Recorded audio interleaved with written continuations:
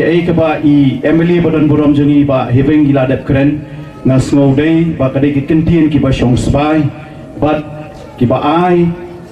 jengmot chibon ban kentiu ban kentu ya ke ai ke ba ngi kum ki ni pai ba nong shong snong jong ni ka than kilai dep ya bat kilai dep ban ya kendo lingba ka jingdon jong kini ki students na po women's college ngai khobleiru I Ma'am Fatima ibadan hangni ibadai I nohikai in charge yapi ban supervise I Justin ibadai perlok ijonga. In fact kini ki nohikai ki badan po women's college kila along just like my family member. I've been associated with so many of their programs since my wife joined women's college long time back. Tingai khoblei yapi iwe ki long kemi ki long kpa khamtam ki hep ki baret but ki students ki badan hangni but khamtam ye gitu ki pala dep ban pen I ka sap ka phong lingba ki programs lingba ki jingshat but ki jingroi ki ba pila dep ban pen I hikmat jongi hakani ka por ngakit bok ke yang yapi baro sa shisin hakani ka sngi nget scam bakani ka patch ka bala don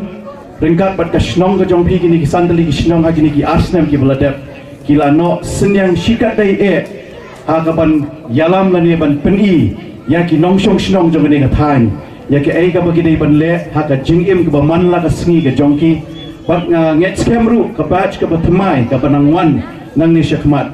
pi kum ki nong shong snong pinyo ban yalam lenti ya ki ban ya kren ban ya phliu jingmot bat ban ya don ban talang hakikam ki ban kentiu ya kayo kokot bat ya ka bha kamiat ka jongpi nang ni shakmat ngakit bok ket yang tam ya kani ka snong hi bro ko wei ya ki students jong ka women's college I principal but I vice principal but ki nong kai in charge I wei ban nget scam ba ka program kam numdai ka program ka mansukot no tan hakani ka por hakani ka janmit hakani ka singi ka bamanta nang nget scam ha ki por ki badang sawan pindang yo shu ya kum kini ki jat program ki ban kentiu ya kayo ka kot kam tam haka sneng ka kraw ka bedai bat ki khon ki kiti ki jong phi na kani ka than khoblei shi jarngo oblei undon rengkat lang bat phi khoblei shibon